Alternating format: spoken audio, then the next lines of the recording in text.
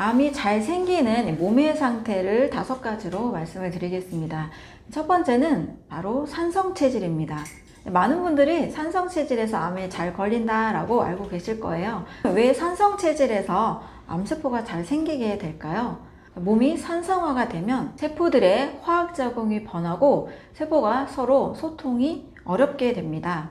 세포가 성장하고 분열하고 자가 치유를 해야 되는 그 환경이 잘 만들어지지 않게 되는 거죠. 또 세포벽이 손상이 됩니다. 세포막이 손상되면 어떤 일이 발생할까요? 몸속에 있는 다양한 독소들이 세포 속으로 계속 침투를 하게 됩니다. 이 막 손상이 일어나면서 세포가 정상적으로 기능을 할 수 없게 되는 거죠. 간이나 신장세포의 경우에는 다양한 독소들을 해독을 해야 되잖아요. 몸은 생각보다 많은 부분들을 계속 해독을 해야 됩니다. 몸 전체의 70% 독소를 간에서 해독을 하는데 이 간세포와 여과 기능을 하는 신장의 세포들이 산성화 체질에서는 제대로 기능을 수행하지 못합니다. 계속 독소가 쌓이는 환경으로 만들어질 수밖에 없게 되는 거죠.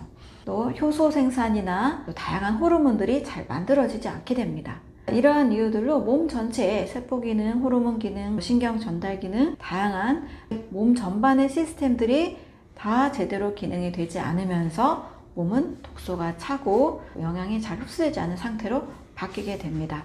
두 번째는 설탕과 당분을 많이 섭취했을 때 암이 잘 만들어지는 환경이 됩니다.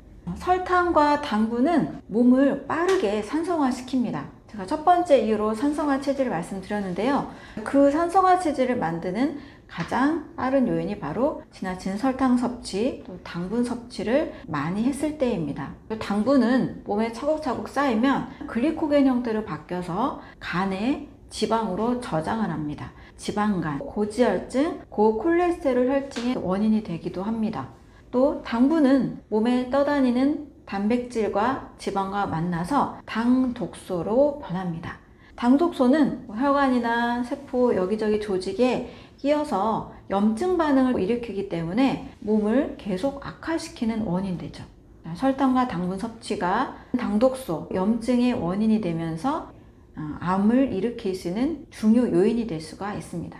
또 설탕 과다 섭취는 인슐린과 에스트로겐을 과하게 생성을 시켜서 몸 전체의 호르몬의 균형, 또 인슐린의 균형을 깨뜨리게 됩니다. 세 번째는 나트륨과 칼륨의 불균형입니다. 제가 중금속 오보알 검사를 통해서 중금속과 미네랄의 상태를 보는데요. 나트륨이 부족하거나 많이 들어있는 분들을 봅니다. 이런 분들의 경우에는 세포 기능이 굉장히 약해져서 몸 전체 에너지가 굉장히 없습니다. 나트륨과 칼륨은 가장 기본적인 세포 기능 상태를 의미합니다. 갑상선의 기능, 부신의 기능, 면역력, 심혈관 질환, 당, 인슐린 이런 모든 기능의 가장 기본이 되는 게 바로 나트륨과 칼륨의 균형이라고 할 수가 있습니다. 나트륨과 칼륨이 균형이 깨지는 이유도 가공식품 섭취를 한다거나 또 나트륨이 과하게 들어가 있는 음식을 먹을 때 불균형이 오기가 쉽습니다. 그래서 가장 기본적인 세포 기능 대사, 나트륨과 칼륨의 균형, 이것도 중요하게 챙기시면 좋습니다. 네 번째는 필수 지방산 결핍으로 인한 세포막 변형입니다. 세포의 막은 이중 지질막으로 구성이 되어 있습니다. 인지질이라는 성분이 굉장히 중요한데요. 인지질이 촘촘하게 세포막을 둘러싸고 있을 때 세포 속으로 산소와 영양소가 잘 공급이 됩니다. 그런데 이 세포막이 인지질의 결핍으로 인해서 구멍이 나 있거나 손상된 경우들이 있습니다. 인지질 결핍은 나쁜 기름을 섭취했을 때 오기가 쉽습니다. 치킨이나 피자나 튀긴 음식, 길에서 파는 그런 나쁜 기름으로 만든 음식들, 오메가6 지방산이 많은 고기를 섭취하게 되면 세포막에 손상이 된다고 이해하시면 되겠습니다. 불필요한 지방에 의해서 세포막은 공격을 받고 꼭 필요한 필수 지방산, 인지질이 잘 만들어지지가 않습니다. 그래서 세포막이 변형이 왔을 때 세포 기능이 문제가 오면서 암세포로도 쉽게 변할 수가 있습니다. 또 집에 카놀라유나 콩기름이나 옥수수 기름 같은 그런 기름들이 있다면 이 기름들도 상당히 조심을 하셔야 됩니다. 몸에 안정적인 좋은 기름을 공급해주는 엑스트라 버진의 올리브 오일이나 산화되지 않은 코코넛 오일, 이런 정도의 기름이 훨씬 안정적이다라고 볼 수가 있습니다. 다섯 번째는 림프순환이 잘 안 될 때입니다. 림프라는 기관은 혈액순환과 다르게 심장처럼 펌프질을 해주는 기관이 없습니다. 그래서 신경을 쓰지 않을 경우에는 저류가 되기 쉬운데요.